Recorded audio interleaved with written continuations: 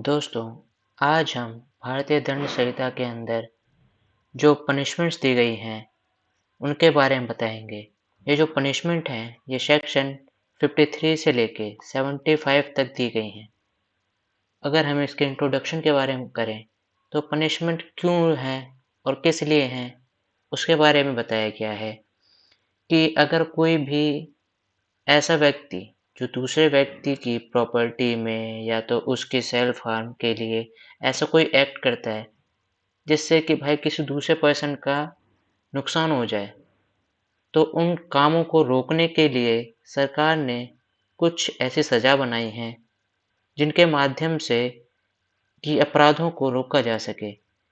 इसीलिए जो पनिशमेंट हैं यानी दंड, वो विभिन्न प्रकार के हो सकते हैं। हम इस वीडियो में आगे देखेंगे कि किस किस प्रकार की पनिशमेंट या फिर दंड इसमें दिए गए हैं। तो जो पनिशमेंट है, जो उसकी नीतियाँ बनाई गई थी, सेंटेंसिंग पॉलिसी थी, वो किस चीज़ को लेकर के बनाई गई थी।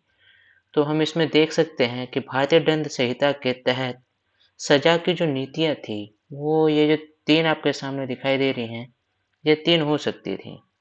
जैसे कि किसी भी पनिशमेंट को देने के लिए हम ये देखते हैं कि उसकी ग्रेविटी ऑफ वायलेशन क्या थे, सीरियसनेस ऑफ क्राइम क्या थी, और थर्ड जो था जनरल इफेक्ट, जो कि आम जनता के ऊपर उस एक्ट का क्या प्रभाव पड़ेगा। मान लीजिए किसी व्यक्ति ने किसी का कत्ल कर दिया, लेकिन कत्ल इतना भयानक था कि उस कत्ल का इम्पैक्ट पूरी पूरी एक सोसाइटी के ऊपर पड़ रहा है। तो हम ये चीज़ मान सकते हैं कि उसकी जो इफेक्ट था, सीरियसनेस भी काफ़ी ज़्यादा है इसमें और पब्लिक के ऊपर इफेक्ट भी बहुत ज़्यादा पड़ रहा है। तो इस केस में हमें कैसे अपराध को रोका जाए, दोबारा कि ये ना हो, इसलिए कुछ सजाएं बनाई गई हैं। सजा के उपायों और अपराध के बोध के माप के बीच एक संबंध है। एक विशेष अपराध में सजा नीति जो है, उसका एक पर्टिकुलर माप किया हुआ है सरकार ने। तो इसी प्रकार से हम देखेंगे आगे कि किस किस तरह की सजाएं होती हैं।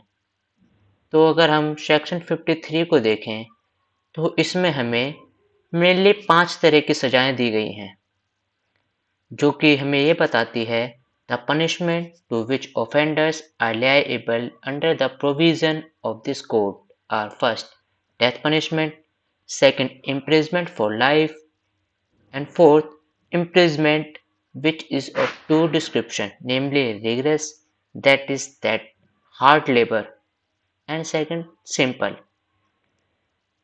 एंड पांचवी तरह की आप जो इस समय आप उत्तर प्रदेश में काफ़ी देख रहे होंगे, इस बुलडोजर नीति के तहत जो प्रॉपर्टी है उसको डिस्ट्रॉय कर रही है और कब्जे कर रही है, ताकि जो नुकसान हुआ हो सरकार का किसी ऐसे एक्ट को लेकर के, उसको वापस वसूला जा सके। और छठे जो तरह की हैं वो है फाइन, जो कि नॉर्मल फाइन और कई तरह के फाइन लगाए जाते हैं। तो इसी तरह हम आगे देखना चाहेंगे कि किस किस तरह के यहाँ पे दिखाए गए हैं। इसी तरीके से हम एक जो केस आया था हमारा, उसमें हम देखना चाहेंगे कि क्या वो केस था। Sentencing is the discretion of the trial court, यानी इसमें यह बताया गया है कि कोई भी एक्ट किया किसी ने, तो उसकी जो 3 कैटेगरी हमने आपको पीछे बताई थी, उन कैटेगरीज में ये देखा जाएगा कि उनकी क्राइम करने की सीरियसनेस कितनी थी, उसका इम्पैक्ट सोसाइटी पे कितना पड़ रहा है, और उसके ग्रेविटी ऑफ ऑफेंस क्या थे, ये सब हम देखेंगे। इसी तरीके से एक केस था Shibbu Munni Lal versus state of Madhya Pradesh. The 3 judge bench of the Madhya Pradesh High Court had observed the scheme of punishment as follow। इसमें हमें ये बताया गया था कि 3 न्यायाधीशों की पीठ ने सजा की योजना को कई तरीके से देखा। पहला, अपराध का वर्गीकरण उसकी अधिकतम सजा के संदर्भ में किया जाता है, जिसके लिए अपराधी को प्राप्त होना चाहिए। दूसरा ये बोला उन्होंने मृत्युदंड के मामले में एक धारा के तहत सजा के रूप में आजीवन कारावास का प्रावधान है। आजीवन कारावास को एक विकल्प के रूप में माना जाएगा और मृत्युदंड तभी दिया जाएगा जब मामला दुर्लभ से दुर्लभतम मामले के दायरे में आता है। मृत्युदंड को सजा के रूप में देते समय न्यायाधीश मामले के तथ्यों और प्रकृति को उचित महत्व देगा। कारावास को दो श्रेणियों में वर्गीकृत किया जा सकता है, सरल और कठोर। आजीवन कारावास का अर्थ है 20 वर्ष का कारावास और आजीवन कारावास के बीच का अंतर पूर्व कठोर हो सकता है और कारावास उसकी अंतिम सांस तक है। हालांकि बाद की अवधि 24 घंटे से 14 वर्ष तक भिन्न हो सकती है। अंत में जुर्माने के साथ दंडनीय अपराधों का अर्थ उन अपराधों से है जिनके लिए अधिकतम जुर्माना ही जुर्माना हो सकता है। तो 2017 के एक हालिया मामले में भी जो था स्टेट ऑफ एचपी बनाम निर्मला देवी, उसमें भी सुप्रीम कोर्ट ने फैसला सुनाया कि ट्रायल कोर्ट के पास कोर्ट के तहत प्रदान की गई योजना के अनुसार सजा देने का विवेक है। तो आपने यहाँ देखा कि किस तरीके से कोर्ट ने बताया था कि किस तरीके की सजा हमारे आईपीसी में दी गई है। इसी तरीके से हम अगले में देखेंगे कि जब अपीली अदालतें सजा में हस्तक्षेप कर सकती हैं।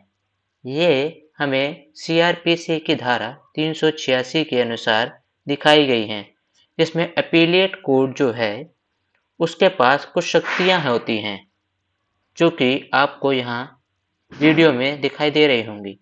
तो पहली है अपीली अदालत अपील के पक्षकारों को सुनने के बाद ऐसा करने के लिए पर्याप्त आधार मिलने पर अपील में हस्तक्षेप या खारिज कर सकती है।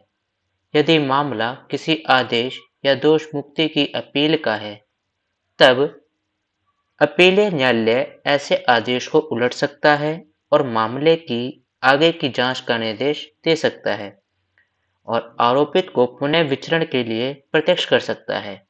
इसी तरीके से हम तीसरे पॉइंट में देखें तो उसमें बताया गया है यदि दोष सिद्धि की अपील है तो अपीलीय न्यायालय के पास इस प्रकार की शक्तियां हैं, जो कि पहले में बताया गया है कि निष्कर्ष और सजा को उलट देने और आरोपी को बरी करने या मुक्त करने या सक्षम अदालत द्वारा पुनर्विचार के लिए आदेश देना या परीक्षण के लिए प्रतिबद्ध है। दूसरे पॉइंट में बताया है अनुरक्षण में परिवर्तन वाक्य की खोज है। तीसरे पॉइंट में हमें यह बताया गया है कि खोज को बदलने के साथ या बिना वाक्य की प्रकृति या सीमा या प्रकृति और सीमा को बदले।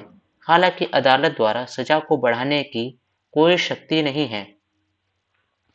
इसी प्रकार से चौथे पॉइंट में हम देख सकते हैं if an appeal for enhancement of sentence then the appellate court have the following powers, यानी कि यदि सजा में वृद्धि के लिए अपील की जाती है तो अपीलीय अदालत के पास नीचे दी गई कुछ शक्तियां प्राप्त हैं। Reverse the following finding and sentence and acquittal और डिस्चार्ज द एक्यूज्ड, यानी निष्कर्ष और सजा को उलट दें और आरोपी को बरी या डिस्चार्ज कर दें या फिर से विचरण के लिए आदेश दें या परीक्षण के लिए प्रतिबद्ध है। दूसरे में बताया गया है कि alter the maintaining finding of the sanction, यानी जो वाक्य दिए गए हैं उनकी खोज उनको कैसे अप्लाई करें उसको बताया गया है। इसी प्रकार हम पांचवें में देखे पॉइंट में यदि अपील किसी अन्य आदेश से है तो ऐसे आदेश को बदलने या उलटने की शक्ति अपीलेट कोर्ट के पास होती है। अपीलेट न्यायालय कोई भी संशोधन कर सकता है।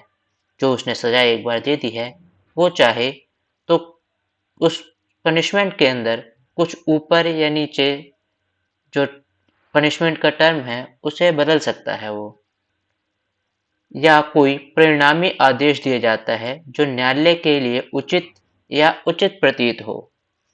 ऐसे धारा में एक प्रावधान भी शामिल है जिसमें यह इस शक्ति का प्रयोग करते हुए अपीलीय न्यायालय को शर्तें बताता है। तो इसकी जो शर्तें हैं वो कुछ इस प्रकार हैं। अपीलीय न्यायालय अपील के यानी ट्रायल कोर्ट की तहत अदालत द्वारा दी गई सजा को तब तक नहीं देगा जब तक कि अपीलीय न्यायालय का यह विचार ना हो कि सजा अपर्याप्त है। अगर अपील न्यायालय को ये लगता है कि जो पनिशमेंट दी गई है वो प्रॉपर तरीके से जुरिडिक्शन उसका सही नहीं था, या तो जो पनिशमेंट जो दी है वो जो जज था वो इतना कॉम्पिटेंट नहीं था कि वो उस पनिशमेंट को वो दे सकता था, तो ये सब चीज़ें देखी जाती हैं इसमें। अगर ऐसा कुछ होगा तो अपीलेट कोर्ट जो भी होगी वो सेक्शन 368 अंडर सीआरपीसी में जो पनिशमेंट दी गई है उसमें कुछ भी चेंजेस कर सकती है। इसी प्रकार एक केस था हमारे पास, हिमाचल प्रदेश राज्य पनम निर्मला देवी। इसमें सुप्रीम कोर्ट ने माना कि अपीलीय अदालत भारतीय दंड संहिता के तहत प्रदान की गई वैधानिक योजना से परे सीआरपीसी की धारा 386 के तहत अपनी शक्ति से अधिक नहीं होगी। उदाहरण के लिए कारावास और जुर्माने की सजा को केवल जुर्माने की सजा से बदलने के लिए अपीलीय न्यायालय आदेश को उसी तरह नहीं बदल सकती जहां परिणाम अन्यायपूर्ण और अनुचित होगा। तो हम इस केस में देख सकते हैं कि सजा किस प्रकार से कोर्ट ने बदल दी और क्या-क्या किया उसने। इसी प्रकार कुछ ऐसे सिद्धांत दिए गए हैं जिनको कि लागू करते कोई भी सजा देते वक्त जज को सोचना पड़ता है कि क्या ऐसे जो डिसीजन हम दे रहे हैं वो कानून के अंडर हैं, सब चीज़ें प्रॉपर तरीके से फॉलो हुई हैं या नहीं। तो इस सजा के सिद्धांत अदालत के फैसले और कानून के माध्यम से विकसित हुए हों और ये सिद्धांत सजा के फैसले का निर्माण करते हैं। आमतौर पर न्यायालय द्वारा जिन सिद्धांतों का पालन किया जाता है वो आपके स्क्रीन पे ये 7 पॉइंट हैं। इस 7 पॉइंट को हम देख सकते हैं। पहले पॉइंट में बताया गया है कि जो सजा दी जाती है वह तब तक गंभीर नहीं होगी जब तक कि आवश्यक ना हो। दूसरे सिद्धांत के अनुसार जो कि बताया गया है सजा अपराध की समग्र गंभीरता के अनुकूल होनी चाहिए। और तीसरा यानी समता, समान परिस्थिति में अपराधियों द्वारा किए गए समान प्रकार के अपराधों के लिए दंड समान होना चाहिए। चौथा पॉइंट जो है हमारा वो है टोटलिटी यानी समग्रता। जब किसी अपराधी को एक से अधिक वाक्यों से दंडित किया जाता है तो समग्र सजा न्याय संगत और उपयुक्त होनी चाहिए जो कि अपमानजनक व्यवहार के समानुपाती हो। और पांचवें पॉइंट में ये बताया गया है कि जो सजा दी है उसका उद्देश्य क्या होना चाहिए। सजा सजा के उद्देश्य को प्राप्त करेगी। सजा का उद्देश्य निवारक, पुनर्वास, जनता की सुरक्षा आदि हो सकता है। और छठा जो है उसमें यह बताया 6 पॉइंट में कि सिंप्लिसिटी एंड प्रिडिक्टेबिलिटी यानी सादगी और पुनर्नियमता। सजा न्यायाधीश के पूर्णावज्ञा या व्यक्तित्व पर निर्भर नहीं होगी। सजा की एक स्पष्ट और निश्चित योजना होगी। और 7वें पॉइंट में बताया गया है ट्रुथफुलनेस यानी सच्चाई। सजा जेल में कैदी द्वारा की जाने वाली वास्तविक अवधि को दर्शाएगी, इसलिए अस्पष्टता के लिए कोई भी जगह नहीं बचती इसमें। इसी तरीके से कई ऐसी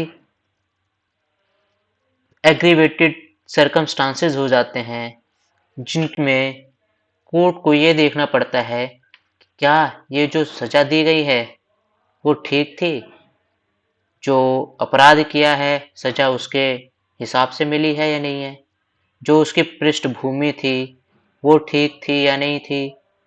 अगर ऐसा कुछ भी दिखता है कि क्रिमिनल बैकग्राउंड क्या था, कोई ऐसा ऑफेंडर है जो बार बार किसी सेम क्राइम में एक्ट कर रहा है और फिर वापस उसी एक्ट को दोबारा करते हुए उसी पनिशमेंट के लिए दोबारा आया है, तो उस चीज़ को जो जज है कंसीडर करेगा और उस हिसाब से फिर पनिशमेंट देगा। इसी प्रकार से अगर कोई क्रिमिनल है, वो फ्यूचर के लिए दोबारा डेंजरस हो सकता है, तो कोर्ट उसे इसी तरीके से पनिशमेंट देगा कि दोबारा से उसकी जो पनिशमेंट है वो आगे दोबारा ना हो सके। तो ये कुछ तरीके हैं जिसको सरकार और जजेस देखते हैं कानून बनाते वक्त और कानून को लागू करते वक्त।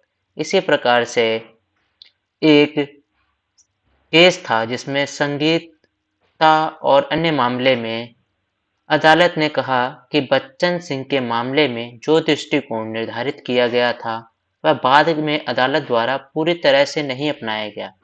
अभियुक्त को सजा सुनाते समय शमन करने वाले कारकों और उत्तेजक कारकों दोनों पर विचार करने और संतुलित करने की आवश्यकता है।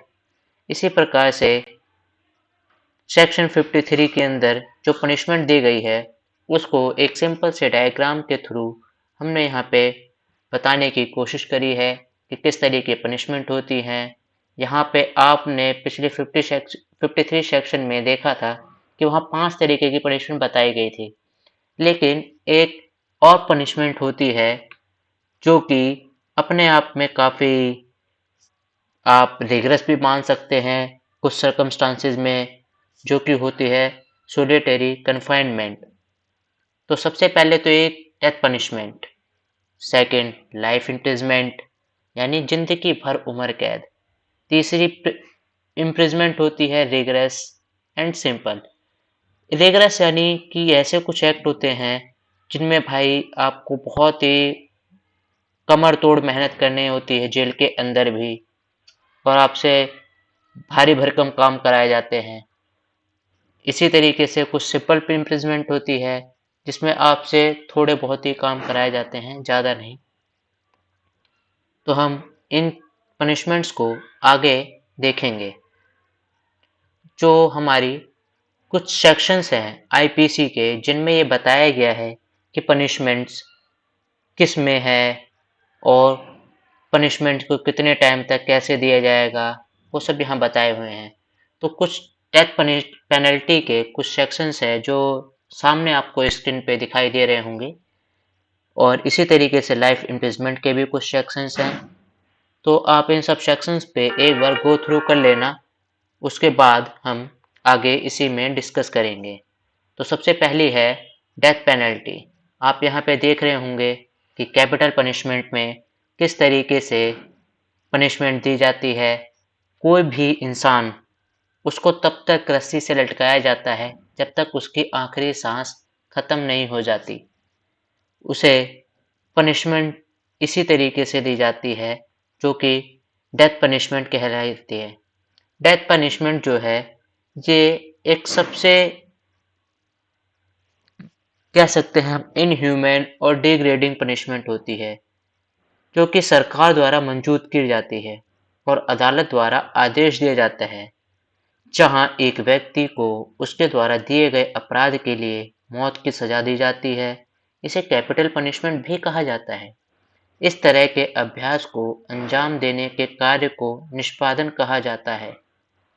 एमनेस्टी इंटरनेशनल के सर्वेक्षण के अनुसार जुलाई 2018 तक की रिपोर्ट में 56 देशों ने मृत्युदंड बरकरार रखा है और 106 देशों ने सभी अपराधों के लिए मृत्युदंड को पूरी तरह समाप्त कर दिया है। भारत में फांसी की सजा मृत्युदंड दिया जाता है और ये एक हीनियस एक्ट भी माना जाता है, और ये किसी भी गुनाह की सबसे बड़ी पनिशमेंट होती है। अगर कोई किसी का मर्डर करता है तो उसको भी कुछ ऐसे सर्कमस्टांसेस देखे जाते हैं जिसमें 302 के अंदर सीधा डेथ पनिशमेंट मिल सकती है। इसी तरीके से एक केस था जिसमें हमें बताया गया था कि केस का नाम था बच्चन सिंह बनाम पंजाब राज्य के मामले में सुप्रीम कोर्ट ने कहा कि मौत की सजा दुर्लभ से दुर्लभ मामलों में दी जाएगी। हालांकि दुर्लभतम मामलों में से दुर्लभतम का गठन सर्वोच्च न्यायालय या विधायिका द्वारा निर्धारित नहीं किया गया है। इसी प्रकार एक केस था Jagmohan Singh versus state of Uttar Pradesh. इसमें भी सुप्रीम कोर्ट ने फैसला सुनाया कि मृत्युदंड को लागू करने की दिशा में अपराध को कम करने और बढ़ाने वाले कारकों पर संतुलित किया जाएगा। हालांकि बच्चन सिंह के मामले में पहली बार सीआरपीसी में संशोधन के कारण इस दृष्टिकोण पर सवाल उठाया गया था। हत्या के अपराधों में सीआरपीसी में संशोधन के अनुसार अपराधी को दंडित किया जाएगा। आजीवन कारावास की सजा संशोधन पर विचार करने के बाद न्यायालय ने कहा कि विशेष मामलों में ही मृत्युदंड दिया जाएगा।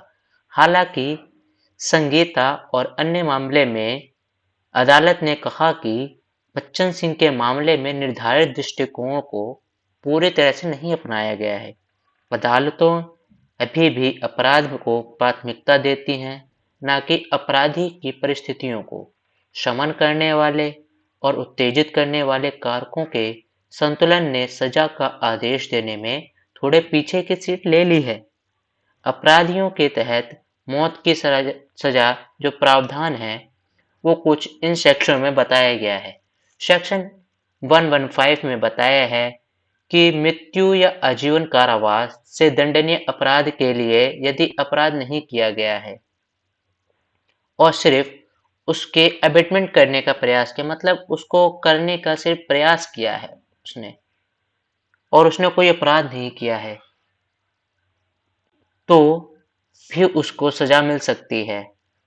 इसी तरीके सेक्शन 118 में मौत या आजीवन कारावास की सजा दिया गया है, जो कि कंसीलिंग ऑफ डिजाइन है। सेक्शन 121 जब वे संवैधानिक और कानूनी रूप से स्थापित सरकार के खिलाफ सशस्त्र विद्रोह अर्थात युद्ध छेड़ना, युद्ध छेड़ने के लिए उकसाना या युद्ध छेड़ने का प्रयास करना किया जाता है।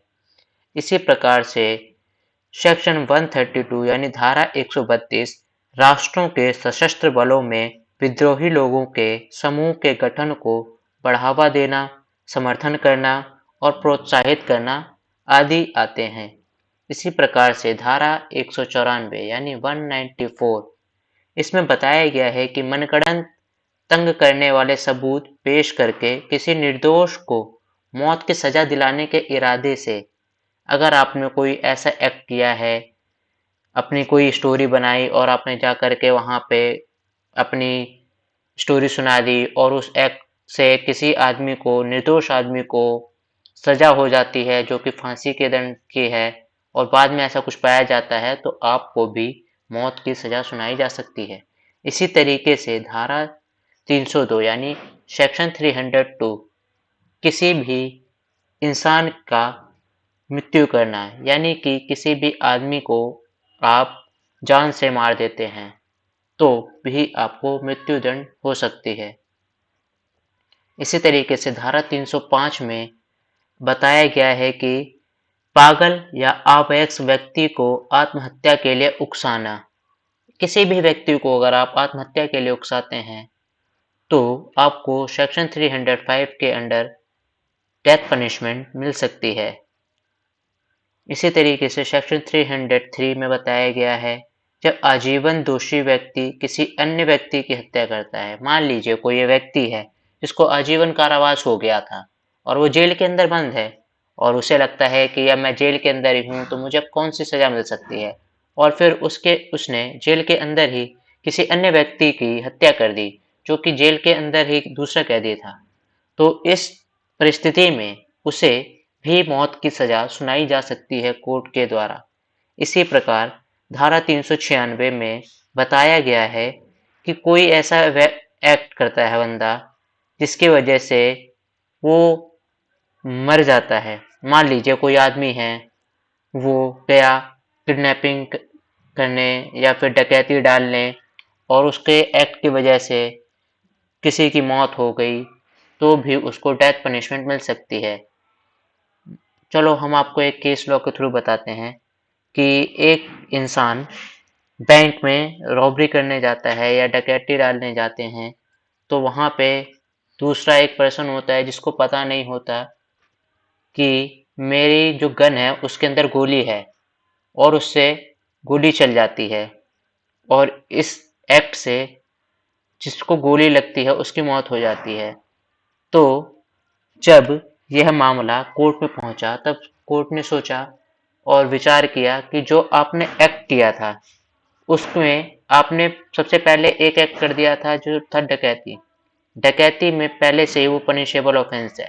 उसके अंदर जो आपने मर्डर किया है वो भी एक एक्ट को और बढ़ाता है। इस वजह से आपको जो सजा होगी वो भी मृत्यु दंड की ही होगी। इसी तरीके से आपके सामने रेप के हैं और अपहरण के हैं मामले, इन सब में भी मौत की सजा ही सुनाई जाती है। इसी प्रकार हम देख सकते हैं कुछ ऐसे भी एक्ट होते हैं जब कोर्ट ये तय करता है कि जो पनिशमेंट सुनाई गई है कि जो डेथ पेनल्टी है वो ठीक थी या नहीं थी। इसी तरीके से कोर्ट कुछ ऐसी कंडीशन देखता है कि जो डेथ पेनल्टी दी गई है क्या उससे कोई जो सजा पाने वाला व्यक्ति है उसके किसी तरीके का अधिकार तो नहीं स्थगित हो रहा है। मान लीजिए कि उसकी कोई भी सजा उसके बिना प्रेजेंस में सुना दी गई और वो व्यक्ति वहां मौजूद भी नहीं था, तो इस अवस्था में उस पे सरकार देखेगी कि क्या यह सही था। इसी प्रकार एक केस था मेनका गांधी बनाम भारत संघ में उचित प्रक्रिया के बारे में बताया गया है। जो प्रोसीजर अपनाया जाता है वो वैलिड होना चाहिए, प्रॉपर तरीके से अपनाया जाना चाहिए, जिसके माध्यम से एक राज्य नागरिक को उनके अधिकारों का आनंद लेने से रोका जा सकता था। मृत्युदंड के मामले में यह नियत प्रक्रिया इस प्रकार हो सकती थी। पहला, दुर्लभ से दुर्लभतम मामलों में दी जाएगी मौत की सजा। दूसरा, आरोपी को सुनवाई का अधिकार दिया जाएगा। अनुच्छेद 136 में बताया गया है कि मृत्युदंड की पुष्टि उच्च न्यायालय द्वारा ही की जाएगी।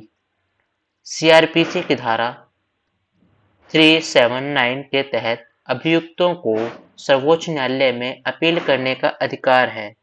मान लीजिए किसी व्यक्ति को हाई कोर्ट से डेथ पनिशमेंट मिल गई, तो उसके पास ये राइट है कि वो सुप्रीम कोर्ट में जाके अपनी जो डेथ पनिशमेंट है उसके खिलाफ अपील फाइल करे।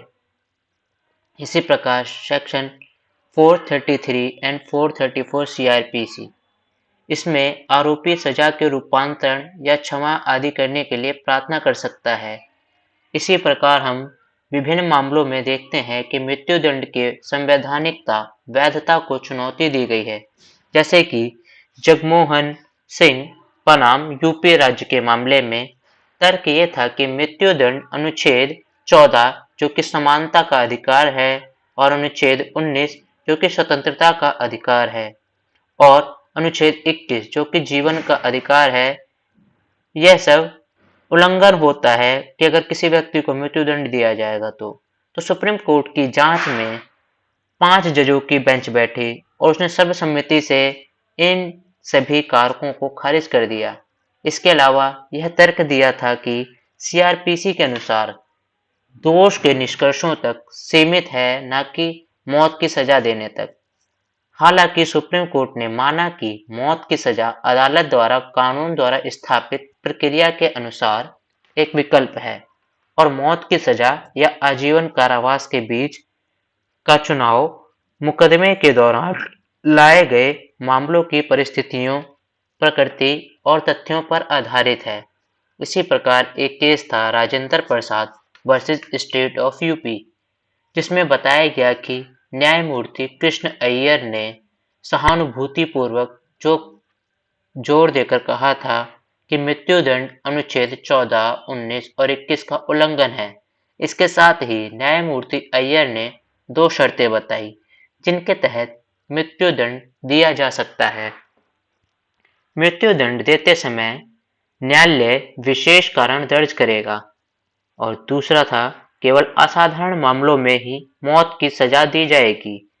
हालांकि तीसरा केस था Bachchan Singh versus state of Punjab के मामले में बताया था 1 वर्ष के भीतर 5 जजों की बेंच, जिसने 4-1 से अपना निर्णय दिया था उसमें राजेंद्र प्रसाद के मामले के फैसले को खारिज कर दिया। निर्णय ने व्यक्त किया कि मृत्युदंड भारत के संविधान के अनुच्छेद 14, 19 और 21 का उल्लंघन नहीं है और हाँ कि दुर्लभतम मामलों में यानी उच्च मामलों में जिनमें समुदाय को सामूहिक अंतरात्मा इतनी स्तब्ध है कि यह न्यायपालिका से अपेक्षा होगी कि अभियुक्त को मृत्युदंड देने के लिए मृत्युदंड का आदेश दिया जा सकता है।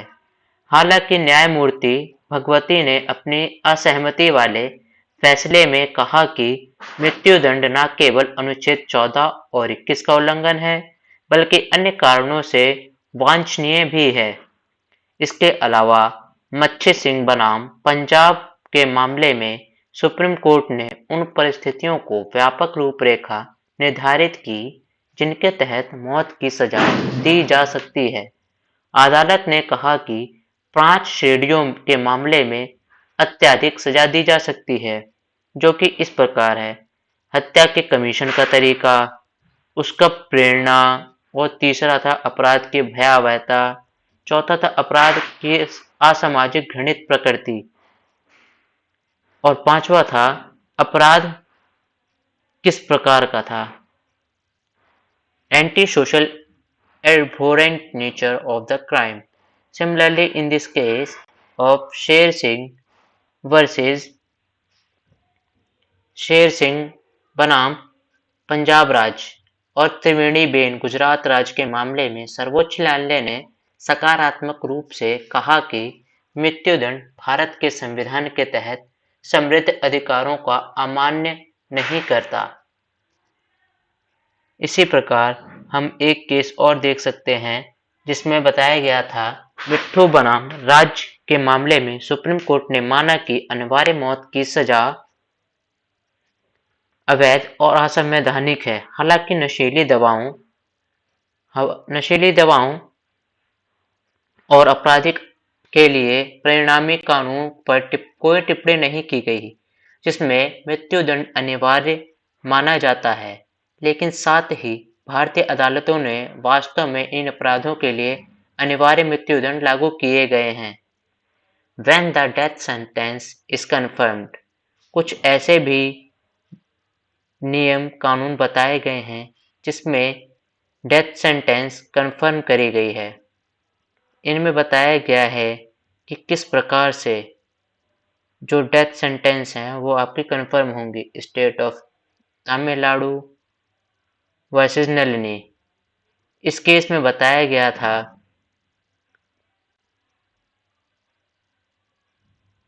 कि राजीव गांधी हत्याकांड के नाम से जाना भी जाता है। अपराधियों पर भारतीय साक्ष्य अधिनियम 1872, भारतीय वायरलेस टेलीग्राफी अधिनियम 1933, विदेशी अधिनियम 1946, पासपोर्ट अधिनियम 1967, शस्त्र अधिनियम 1959 आदि भारतीय दंड संहिता 1908 आईपीसी टाडा के तहत आरोप लगाए गए थे।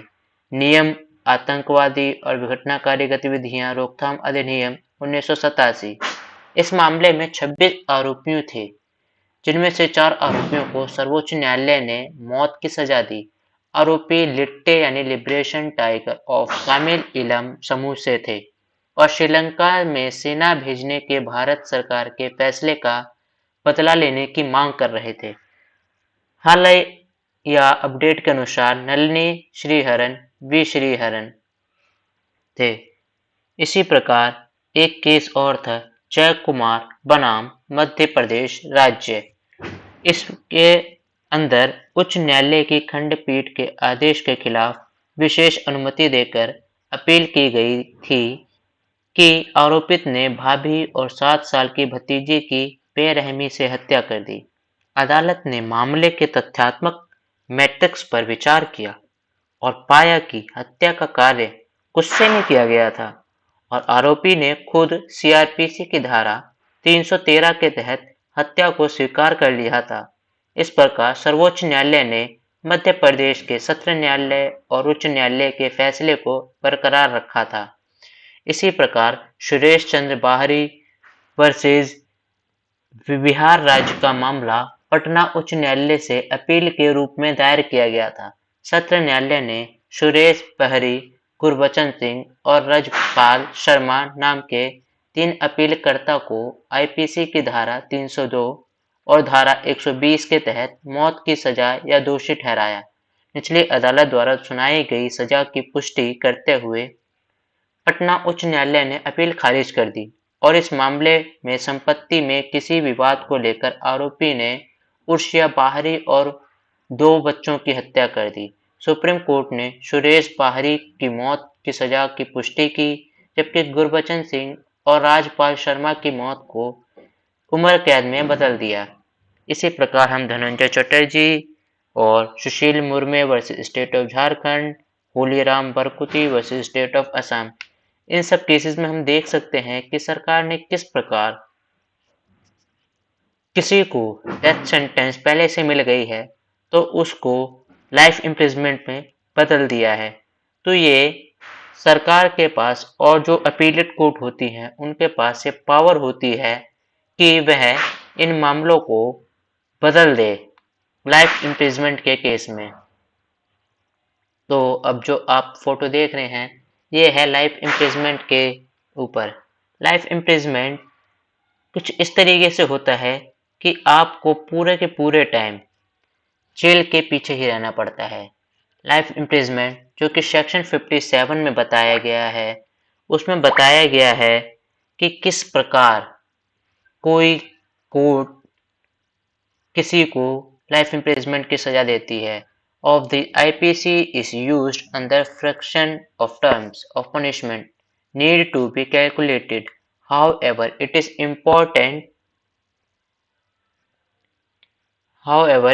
important to understand that this section does not give any implied or explicit right to the prisoner to reduce his life imprisonment to 20 years or the sentence.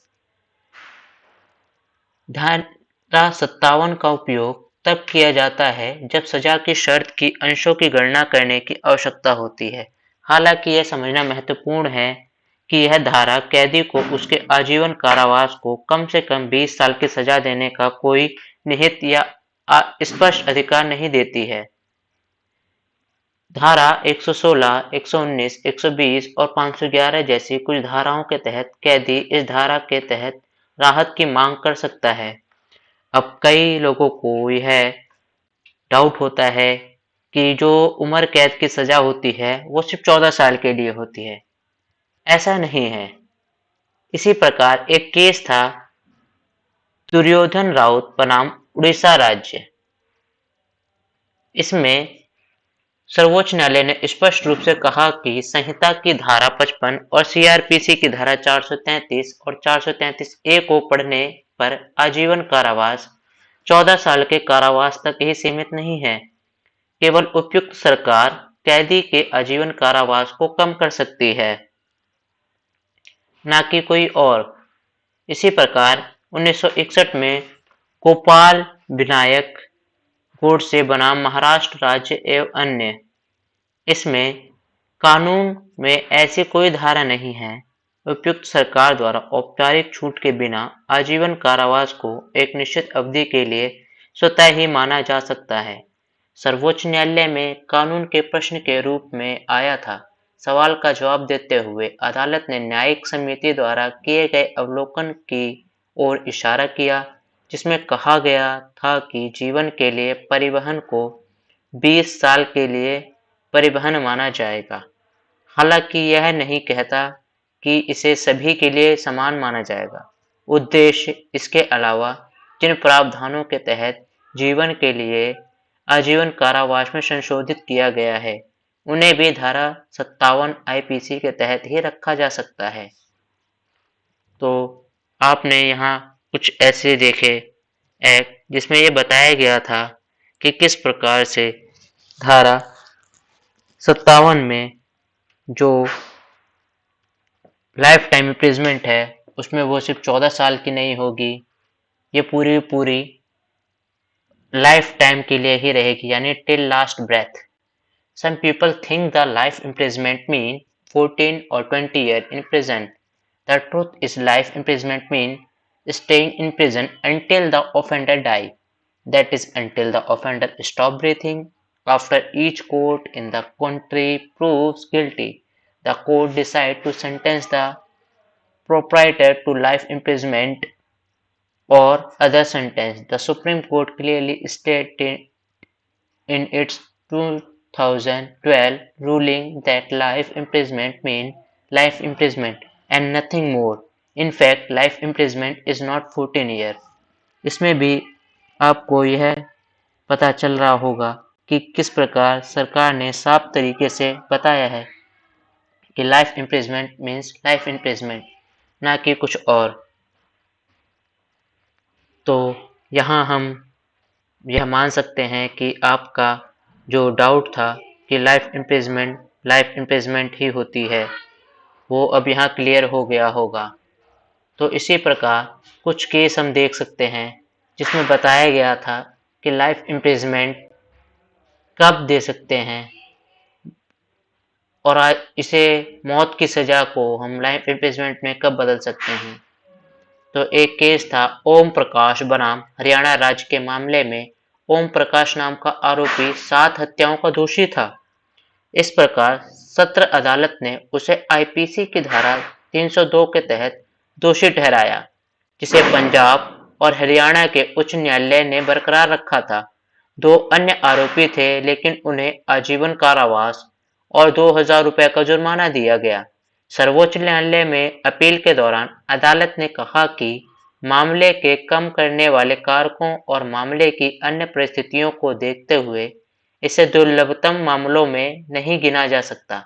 अदालत ने मामले की पृष्ठभूमि पर विचार करते हुए पाया कि हत्या परिवार के सदस्यों मृतकों के लगातार उत्पीड़न के कारण की गई थी। इसके अलावा अदालत ने कहा कि ऐसे अन्य मामले नहीं हैं जो महिलाओं या धन की वासना को पूरा करने के लिए प्रतिबद्ध है, ना ही यह पैसे के लिए है। इस अधिनियम में अपहरण या तस्करी जैसा कोई असामाजिक तत्व शामिल नहीं है। इस अधिनियम में कोई भी शामिल नहीं है। खतरनाक दबाव में काम करना, न कि राजनीतिक या सत्ता की महत्वाकांक्षा के लिए किया गया कोई कार्य। और आगे आरोपी 23 साल की उम्र में बीएसएफ में काम कर रहा था, जिसका कोई आपराधिक इतिहास नहीं था। इस प्रकार सर्वोच्च न्यायालय ने मृत्युदंड को आजीवन कारावास की सजा में बदल दिया था। इसी प्रकार हम एक और केस दे सकते हैं, राजेंद्र राय वर्सेस स्टेट ऑफ बिहार। इस मामले में अभियुक्त को कृष्णानंदन और सर बहादुर, जो कि मृतक का पुत्र था, उसकी हत्या का दोषी पाया गया। आरोपी और मृतक के बीच स्थिति भूमि को लेकर विवाद था। उनके घर निचली अदालत ने मौत की सजा का आदेश दिया और उच्च न्यायालय ने आदेश की पुष्टि की। हालांकि सर्वोच्च न्यायालय का विचार था कि मामले को दुर्लभतम से दुर्लभतम मामले के तहत नहीं माना जा सकता। इस प्रकार मृत्युदंड को घटाकर आजीवन कारावास कर दिया गया। इसी प्रकार हम एक तीसरा केस देख सकते हैं, किशोरी वर्सेस स्टेट ऑफ दिल्ली। इसमें बताया गया था कि मामले में आरोपी तत्कालीन प्रधानमंत्री श्रीमती इंदिरा गांधी की हत्या के तुरंत बाद सिख समुदाय के खिलाफ हुई भीड़ के हमले के संबंध में था, जो दिल्ली सहित कई जगहों पर भड़की थी। अपीलकर्ता को भीड़ का हिस्सा माना जाता था।